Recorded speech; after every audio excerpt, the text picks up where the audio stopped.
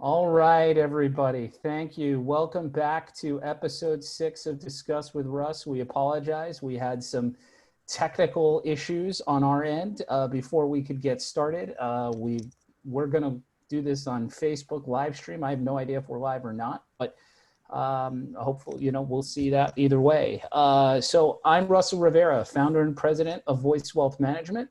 And my guest this afternoon is Mitch Littman of the Mitch Littman Group. Our topic this afternoon is business continuity and operational resiliency. So first, to introduce our guest, Mitch Littman is a business performance consultant utilizing executive coaching, facilitation, training, and consulting to help leaders and organizations thrive and overcome challenges. His key focus areas are leadership development, diversity and inclusion, mindfulness, effective communication, and relationship development. He has served on the faculty of GE University, the talent team at NBC Universal, and has guest lectured on coaching at Columbia University. He received a BA cum laude in English from BU, Boston University, and a graduate certificate in executive and organizational coaching from Columbia. Mitch and his husband, Michael, have 2 stepdaughters and 2 grandsons. He's also an advocate of HIV and breast cancer awareness, research, and cures. For those of you tuning in today for the first time, the Discuss with Russ series is focused on helping you get through the crisis and start thinking and planning for what the world might look like after the crisis is over. Not just once we can leave our homes and see each other face to face again, but to anticipate possible responses in society's behavior so you can be most prepared to succeed. My firm, Voice Wealth Management, primarily works with entrepreneurs, young professionals, and their families to help them get the most out of their money. While I'm a chartered financial analyst and certified financial planner, many also see me as their personal CFO or even their financial therapist. I use short-term and long-term financial planning to help you get the most out of every dollar you earn and use. You can learn more about us at www.voicewealth.com. And just before we start with Mitch, just one operational issue to bring up. We will be taking Q&A today during and throughout the presentation. Please use the Q&A button below to ask your questions, and we'll get to them as appropriate in the conversation. So Mitch, welcome. Thanks for getting here.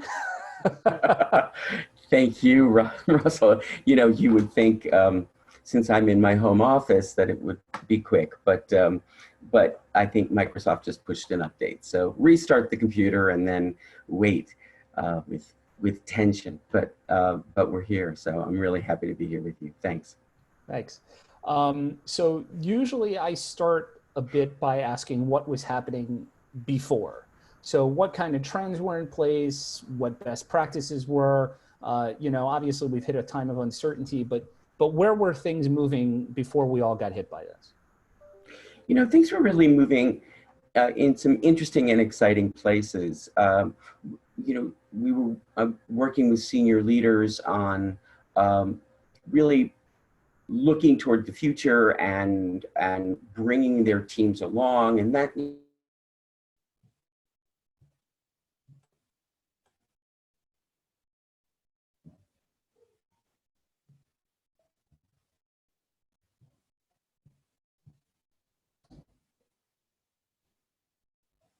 and things like that, but really more toward really changes in organizations and their behavior and what it meant to be a diverse organization. And obviously we have a long way to go in that. But I think in terms of my business, we were doing really well. Organizations were realizing that that they needed to pivot and adjust to market conditions and changes in the marketplace. And we were helping work those changes through an organization because there's a lot of resistance when you're trying to turn a ship. So, things were going well. I think they were going very well. And I had several gigs on the docket with some large companies to work with large teams in change management and also helping individual senior leaders to be better about communicating, giving feedback, things like that, things that are really critical for the success of an organization. So obviously then a bunch of organizations get hit by this, and you recently released a video kind of talking about some of this, but um, you know, a lot of people have been paralyzed by fear, not really seeing a way forward. Others have adjusted more easily. So tell me a little bit about, how businesses, whether they're small or large, dealing with all of this ambiguity can kind of maintain business momentum. Well, I think a lot of it depends on what business you're in, uh, and if you are mandated as closed, or mandated to change your business drastically, like a restaurant or something like that in a large city like New York or Chicago or Los Angeles.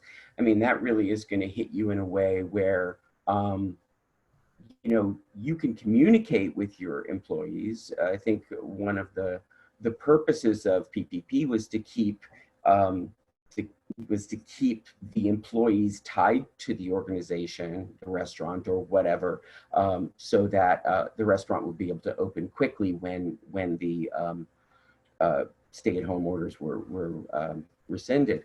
But for other larger organizations, a couple things happened. One is a lot of people started reaching out and changing the way they were talking to their customers. I think you'll notice that, and I saw a funny cartoon about this the other day, that a lot of organizations were really providing the same sort of, oh, we've been through a tough time and we're going through a tough time, and we here at insert name of company, are on your side, and that's good, but it also became it became generic. So how do you as an individual organization stand out in terms of what services you provide to customers and and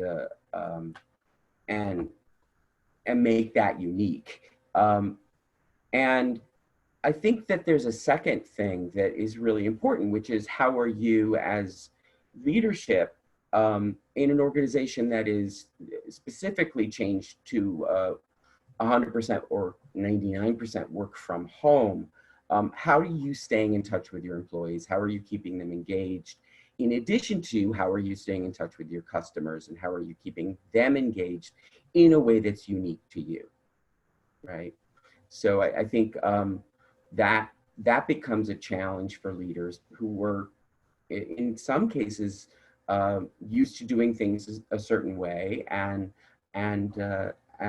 used to people as who are their employees working a certain way, and it's a very different world. I mean, I think I'm not a statistics guy, but I've seen some stats that the hours that people working from home are working has gone up tremendously in since mid-March.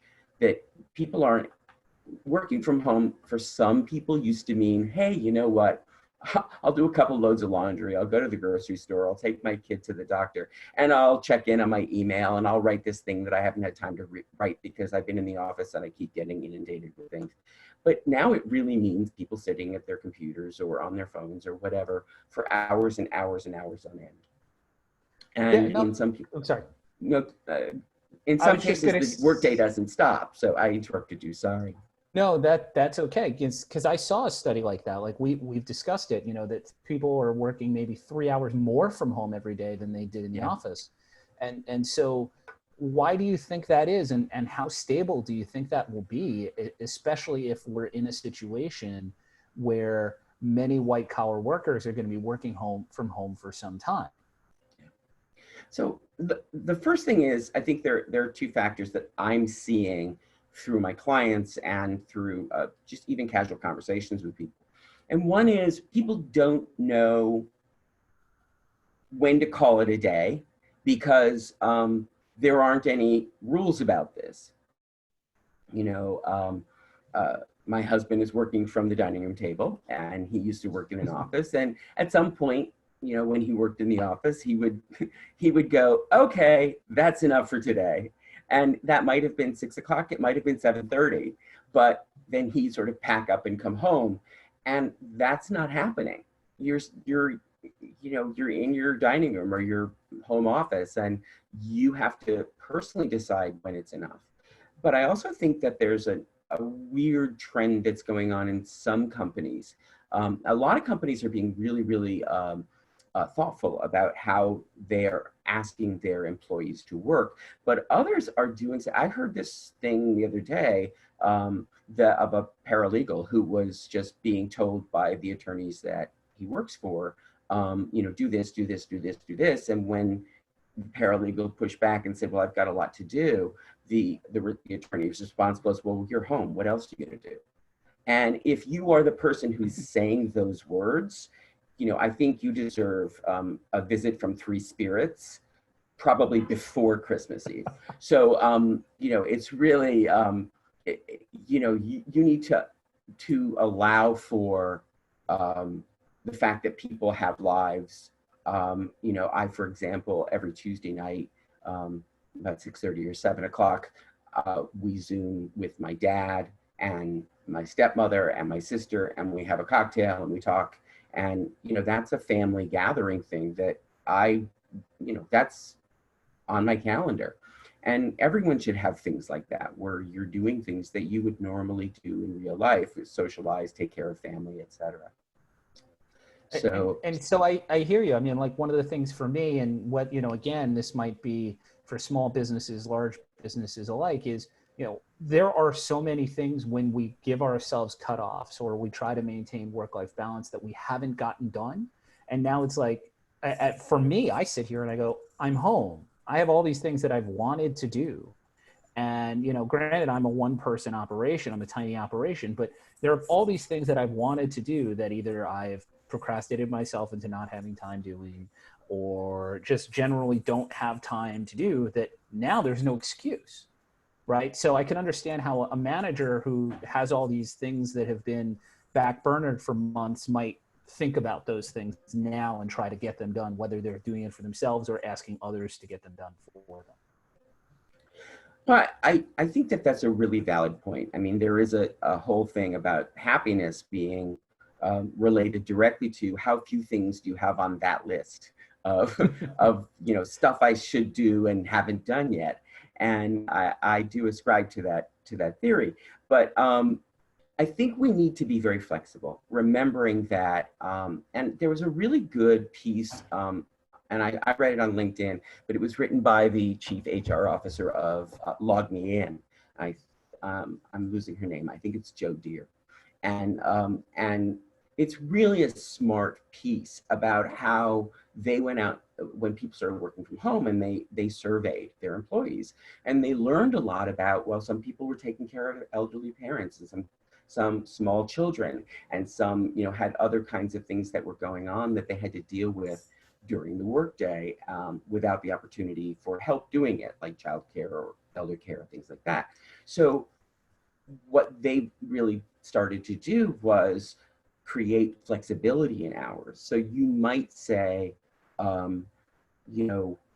fine, you can get on a call to start the day at 9 or whatever your start time is, but you might need 10 to 3 off, and then you're going to work until 8:30 or whatever, and and that's a full work day for you. But the idea of being flexible and also accommodating the fact that people actually have lives, responsibilities, etc., even if they're alone. As a matter of fact, I think it's really hard to be sequestered or sheltered in place alone. And so you got a lot of stuff to do, laundry piles up and cleaning and all of that sort of stuff. But trying to find groceries or whatever it is, and the other thing that we haven't talked about, that I talked about in the video you're referring to, is that we're also, at some level freaked out about this.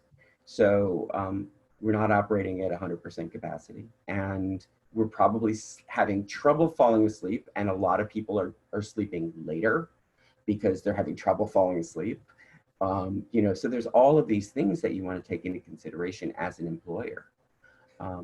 I do want to come back to that, and we most certainly will a little bit later.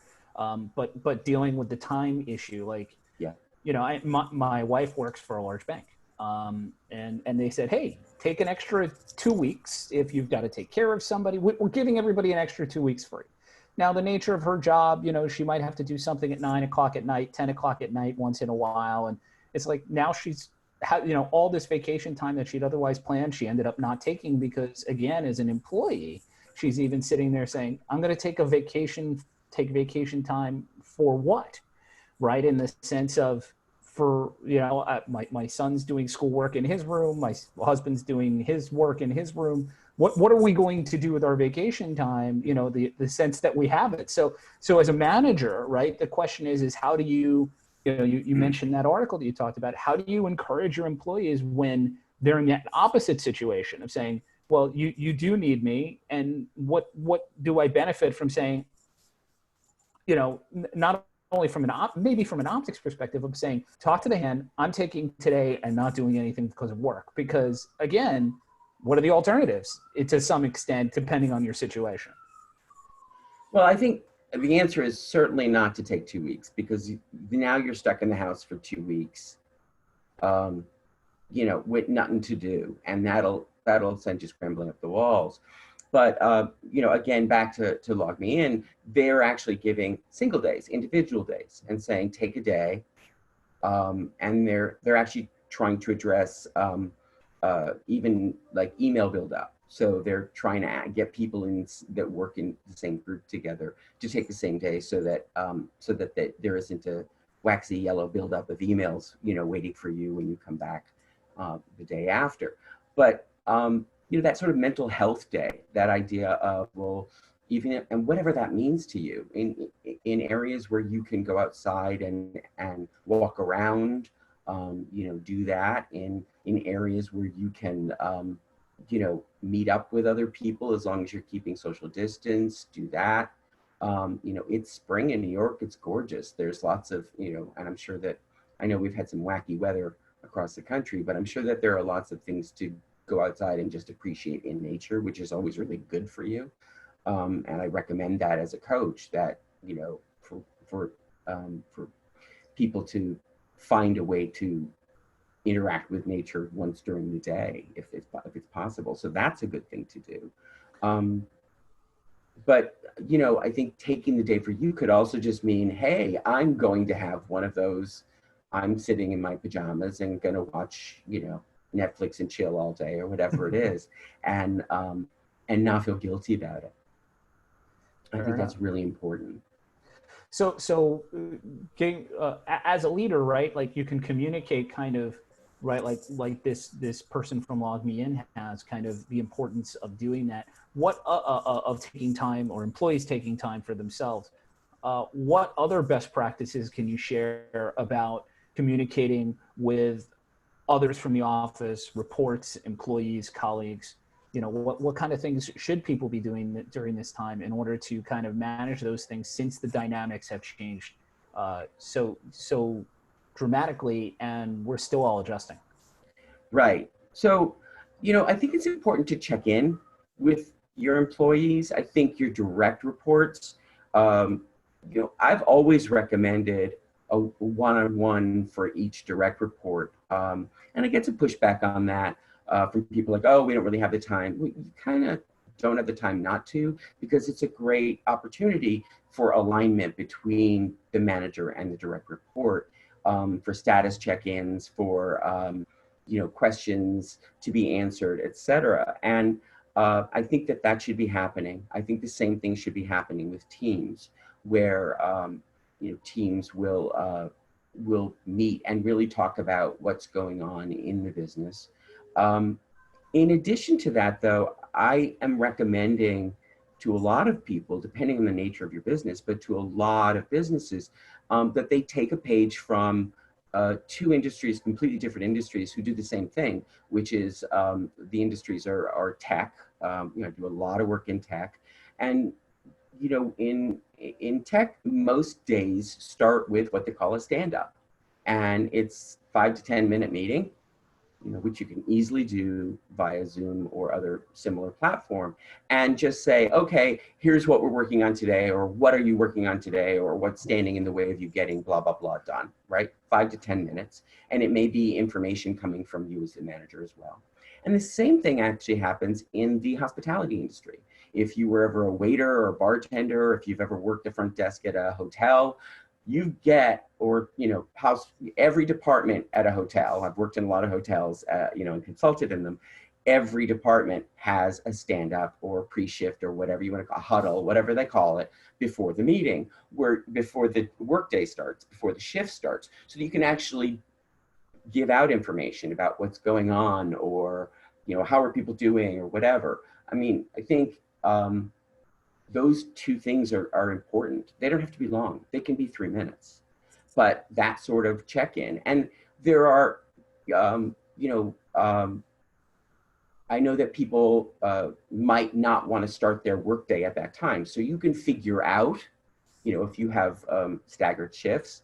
So if the workday starts at 8 o'clock in the morning, you might have your stand up at 10. And that way you're catching some people that might start later in the day. Those, I think they can be very helpful for alignment and check-in. And then you got to look at the faces of the people who are on the call and see what's going on. And sometimes people are going to let you know through body language or whatever that something's not right. And then you might want to just have a call with them and just say, how are things going? I think we've talked about this before. There are a lot of things that we do in life that we don't call them what we're doing, right? So, if I'm going to coach somebody, if I'm a manager, I'm not going to necessarily say, hey, I'm going to coach you now, but really just like, we're going to have a conversation about how things are going, right? So, you could check in with your employees. You could check in and say, hey, I wanted to just talk to everybody and find out how things are going, and it's your turn. Like, what's going on? What's key for you? And you're obviously experienced with doing this with larger businesses, working with Fortune 500 companies that we've all heard of. How is this different for a 3-person shop? It isn't different. I mean, I've also worked with startups. I've done a lot of work with startups. I think the 3-person shop, I think there's burnout of talking about how we're feeling, right? And everybody's like, oh, I'm so tired of talking about how we're feeling. But the idea of just checking in and going, is this a good day or a bad day? A simple conversation. And I had a phone conversation scheduled with somebody the other day, and they texted me and they said, you know what, I woke up in a bad mood and I can't shake it. Can we reschedule? And I wrote back, sure.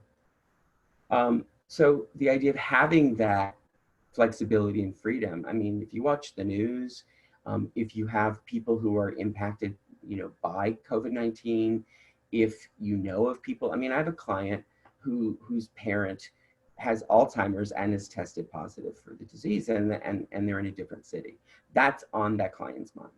So, that's something that even I, as that person's coach, talk to them about and say, how's that going? Because that's as critical as any of the business tactics or strategies we can talk about. So the video we referenced before talked about some of these things, right? Talked about you used the little t trauma, yes, as opposed to the big T trauma, and so kind of how I explain to me a little bit more about how you were quoting somebody and using trauma, and kind of maybe we could talk a little bit about how I've seen it discussed differently and maybe figure out what it is that we're kind of all going through here and how it's affecting how we work and how we relate to others. Yeah, so this is a quote from a book. I think it's called Trauma, and the Body Stores Everything, and it's by Dr. Vander Kolk. And what it really just says is that trauma impacts not only what we think about, but also how we think, the way that our brains function, and they don't function optimally. And we know that through neuroscience. We know that in times of trauma, for instance, memories don't get stored in the same way. They get stored in a different way, and information gets processed in a different way. And that doesn't have to be, trauma as in, oh my goodness, I just ran out of the house because it burned down. Trauma can be this ambiguity of, I don't even know what I'm going back to, or I don't know. I mean, there are people, we've heard this on the news in New York, fine, they're postponing rent payments, but for 3 months. But at the end of the 3 months, all 3 months of that rent are due. And if you're struggling with income and you're worried about how do I pay that 3 months rent when it's due, then that becomes an element of trauma in your day-to-day life. It's distraction. It's a distraction to you. It changes the way that you actually are going to operate in all aspects of your life. And so that needs to be acknowledged by you, and in some cases by your manager, and say what's going on. Now, I know, for instance, that one example that I used is being addressed. I think it's being addressed by Congress and by individual states. But there are things that people are really worried about, and I think they have reason to be. I don't want to be an alarmist, but I think we have reason to worry about certain things, and there are people who are really affected. People who have to go to work, people who signed up to be a cashier at a grocery store and are now like essential personnel. So it's a big change in what your role is in society, right? I just used to ring up the groceries, and now I'm like essential.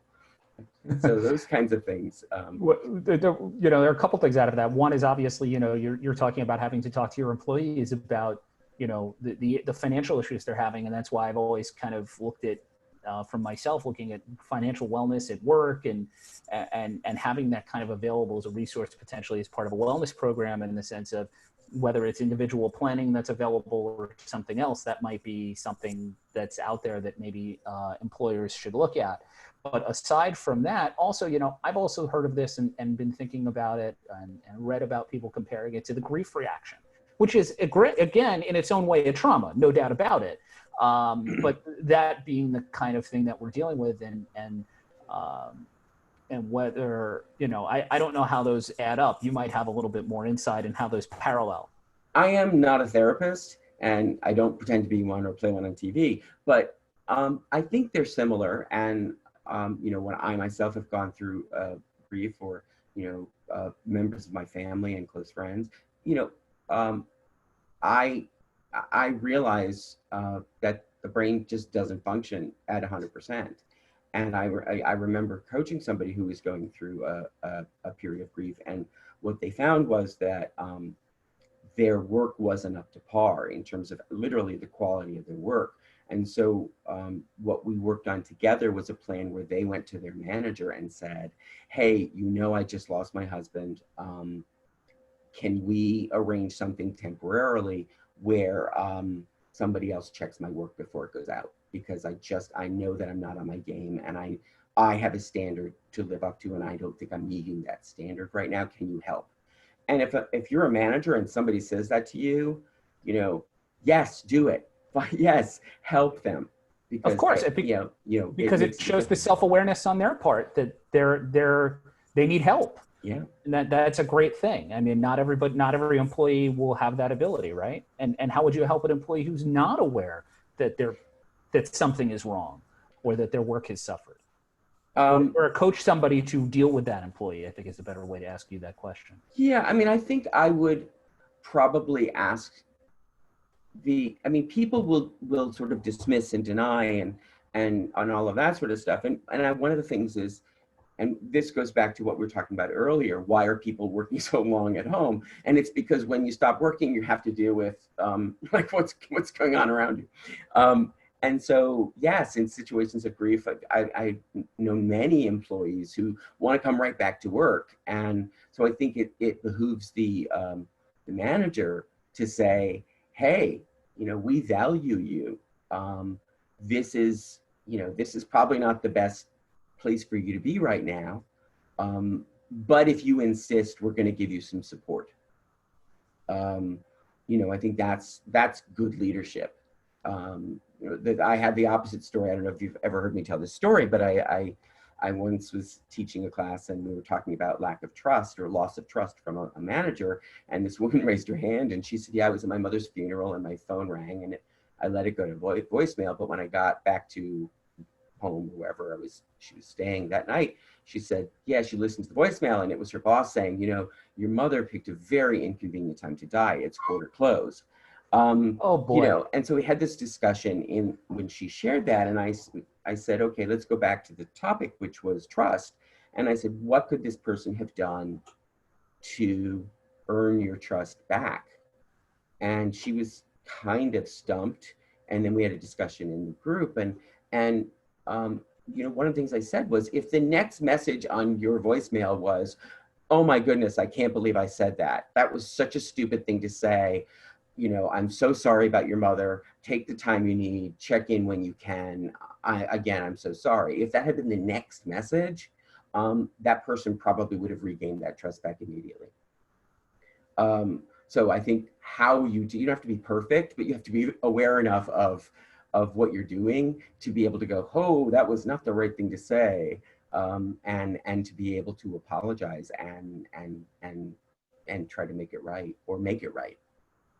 So, we try to look forward. Yeah. We don't want, we've talked a lot about grief and trauma and, Yes. a lot of ajita and mishigas and whatever other Yiddish words you want to use.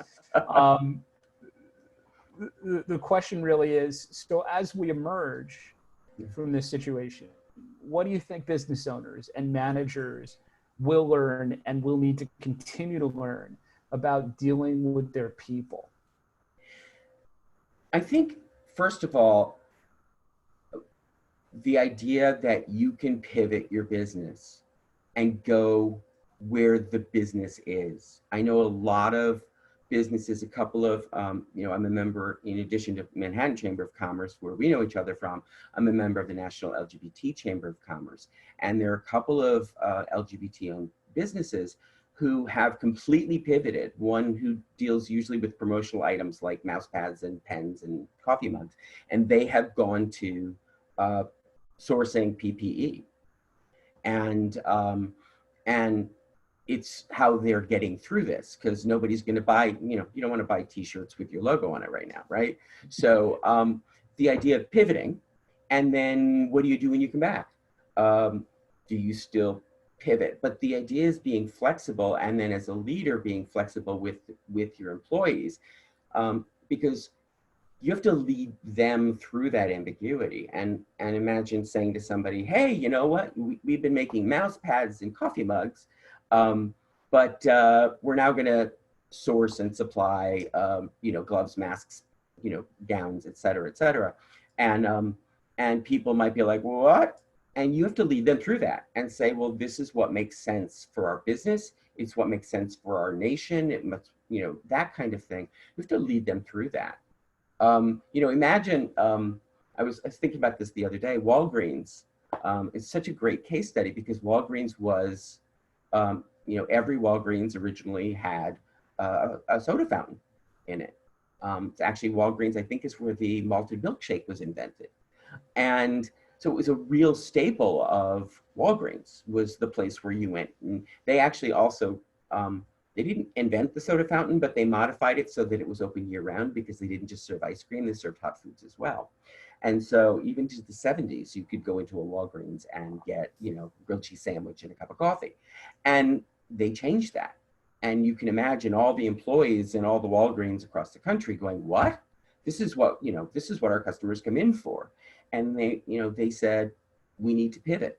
And I'm sure that there was a lot of reluctance. I'm sure there was a lot of resistance, and I'm sure that there was a lot of alignment, realignment necessary among the employees, among the management from the top, that had to lead them through that. And look where they are now. They're known as the corner drugstore, and they're incredibly successful. And so, you have to be able, as a leader, to lead your people through that change. And the change, coming back from COVID-19 needs just as strong leadership, where you say, we're going to go in this direction, and I'm with you, and I believe in you. And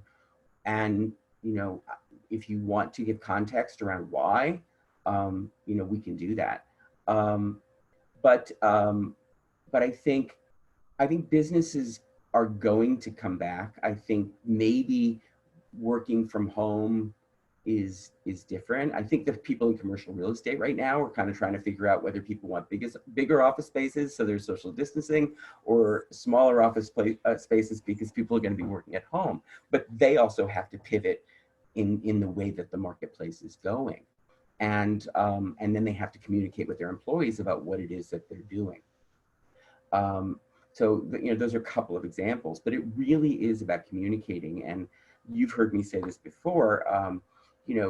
A lot of leaders, when I'm coaching them, say, "Oh, Mitch, I'm so tired of saying the same thing over and over again." And my response is, "That's your job. Your job is to say the same thing over and over again, because it doesn't sink in the first time. It means something different. You want to be known for saying what's important, for guiding people in the direction of what your mission is, or what your purpose is, or what your key goals are, what your KPIs are, or what your OKRs are, however you're measuring." And people should attribute. I mean, Russ, you probably have a story of an old boss who always used to have this saying, right? And you kind of want to become that as a leader, as a manager. It's like, okay, this is what we're here for, right? And over communicating that to the point where people start to think about it differently, and really making sure that everyone is aligned to the business, how the business makes money. Can everybody in your organization explain how they support the revenue-driven mission of the organization? Those are really important things. And I think they're going to be more important when we come back and there's going to be change. Especially if, things are slower and are slower for a long time, and everybody's fighting more and more for maybe not just every dollar that they're trying to get in the marketplace, but even to, in some ways, legitimate their existence within the structure, right? Like, yes, so that makes a lot of sense. And the other thing I think we need to really do, that we were trying to start to do, and a lot of organizations were trying this, was not to see failure as a bad thing, but to see failure as a part of process, a part of innovation, a part of ideation and growth. So we try this, it doesn't work, we stop doing it, right? You can't buy Jello 1, 2, 3 anymore. It didn't work, but Jello's still in business, right? I'm dating myself, but we tried it, didn't work, we're okay. We're not going to fire the person who tried that. We're going to actually thank them, because and that attitude towards what we perceive of as failure is really critical. Okay, we learned that won't work. Now let's try a different way. And I think that's going to be even more important as people are innovating and trying to differentiate themselves and trying to find their way through the marketplace. A lot of businesses that survive change in order to survive. And that's part of business anyway, because your growth curve flattens out.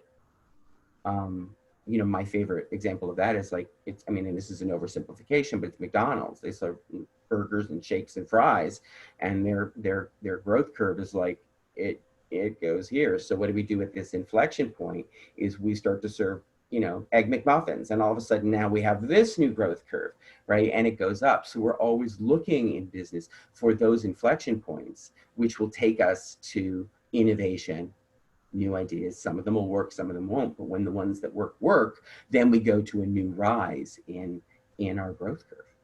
That's how we got the McDonald's fajita, the chicken fajita, I think. There you go. And the McRib and all the stuff I don't eat, but just because I'm trying to lose weight. But that's just me. But I see it as a great business model. It's like, what can we add now? And they try it and it works. And listen, McDonald's took a whole turn, and I'll stay on McDonald's for a minute, because they took a whole turn towards healthy food. It didn't work.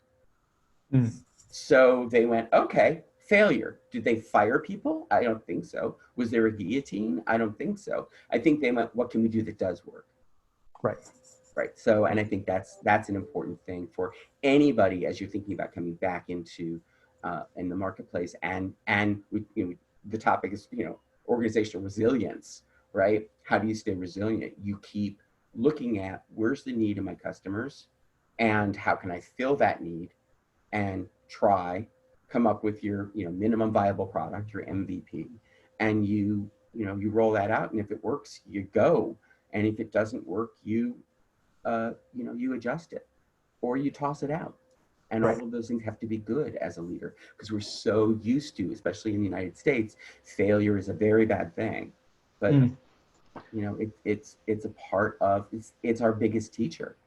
But you're right, and it's true as um, if we face as significant a shift as it appears we will right now over the long term, there's going to be a lot of opportunities for both innovation and failure in many industries as we go forward. So that's certainly something to keep in mind, that whether you're a business owner or an employee, there's going to be fits and starts that we go through this thing with. And so you have to just keep trying. That makes a lot of sense. Yeah. And then you have to keep your employees with you, so that when they quote fail, that you remind them that this was a learning experience and that we're going to keep going. Even if you go back to the mid 80s and Coca-Cola introducing new Coke, right? Coke too. Yes. And then it didn't work. Well, they're still in business. We had there were a lot of jokes and all of that about it. But the truth is, they were smart enough to go, okay, this isn't working. We'll go back to what we did before. And I think that's a really important lesson. And for us, as we start to come back from this, whether it's a 1 or 2 or 3 person organization, or whether it's a larger organization, it doesn't matter. It's really about how you how you frame it, and what your perspective is on it. But you're always looking for, what do our customers need, and how can we supply that better, and with higher quality, and more to their liking. Listen to your customers, and then of course, as a leader, listen to your employees, and you'll keep them engaged, and they'll do better work. When employees are engaged, they create better product or service. That seems like an amazing place to leave it. I would have asked you any last words, but I think if I would ruin it. I appreciate that. So go ahead. I was going to say, it doesn't look that there are any questions in the Q&A, but this would be a good time if you have a question. Yeah, of course. So how can people reach you, Mitch? I have a website, which is my name. And Lisa has a question, which I see, and I'll get to in a second. But my website is my name. It's mitchlippman.com, and that's Lippman. You can probably see it on the screen. And if you go to the tab that's Mitch Sessions, you can see some of the recent videos I've done, including the one that you and I talked about the leadership trait of tolerating ambiguity in the time of COVID-19. So Lisa asked a question that was... Any tips for staff meetings on Zoom? Yes. Okay. So first of all, I have a suggested agenda for both one-on-one meetings and staff meetings that I created, and I'm happy to share with anybody. So, Lisa, if you email me info@mitchlippman.com, I'll send it to you. But I also think you have to, in this time, you have to have chat time before you actually start the meeting. It doesn't have to be long, a minute or two. You have to also recognize that with Zoom and other, even, whether it's telephone conferencing apps or telephone conferencing or other video conferencing apps, when one person speaks, they actually mute the microphone of anyone else who might be speaking. And so that means that people could be really expressing an important thought, but if they get interrupted, that thought actually literally does not get heard. So you want to create some ground rules, and I'm a big fan of creating ground rules around all sorts of things, because as a manager, as a leader, it's easier for you to give feedback if you've already agreed together on ground rules. So on ground rules, one person at a time talk. it depends on the size of the team. If you have a lot of people, you might want to use the, raise your hand or chat feature for somebody um, to sort of ask to speak. In smaller teams, people can literally raise their hand on the video. I do recommend that you try to get people on video as much as possible because it does make a difference. And I think you really want to make sure that you are, if you're leading the staff meeting, that you're giving everyone their fair share of time to speak. And then creating in the ground rules like, okay, when your time is up, we move on to the next person. And because otherwise we have, what comes out in the presidential debates. It's like, oh, they mentioned my name, so I have a right to speak. And you're like in a little bit of crazy territory in terms of that. But I think there's also a bit of tolerating a little bit of chaos. I think that's okay. Um, in general, these are people who know each other, and so a little bit of chaos is okay. And then having the leader, step in if necessary and say, okay, hang on a second, why don't we have this person speak first, and then you have to hold or take a note down and say, oh, that other person wanted to speak, so I want to come back to you, and then making sure that you stay on topic, because people hate meetings because they don't know what they're for and they feel like they don't get anything out of them.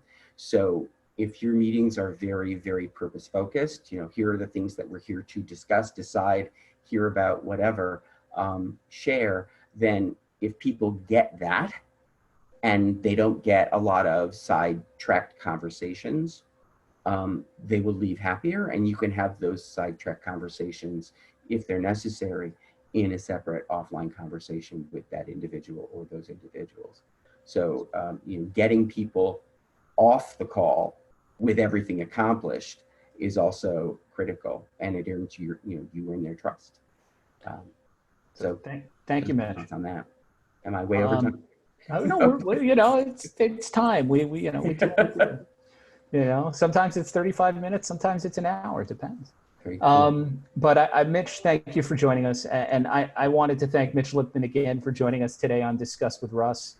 Again, you can reach him at info@mitchlipman.com, and his spelling of his name is on the screen, MITCHLIPPMAN. And you can reach me, Russell Rivera, at russell.rivera, that's RUSSELL.Rivera @voicewealth.com. And our phone number is 646-630-0980. That's 646-630-0980. For all of you watching today, we will be sending a follow-up email with the link to the recording, which will be on our webpage, www.voicewealth.com/blog. Or you can view all our videos on the Voice Wealth Management YouTube channel. It does take us about a week to get that up. So please bear with us. And again, thank you all for bearing with us with the delay earlier today. Next week on Wednesday, May 20th at 2 p.m., we'll have Alex Griffith, CEO of Git Grabbers. So we're going to talk about marketing in the age of COVID and in the new normal. If you'd like to register for that webinar, again, you can reach out to me at russell.rivera@voicewealth.com or check your email inbox. We're also working on our schedule for June, so we're looking forward to talking about a bunch of new and different topics than we've discussed with Russ before, and we'll hope you'll find those interesting and entertaining as well. So again, thanks a lot. See you next time.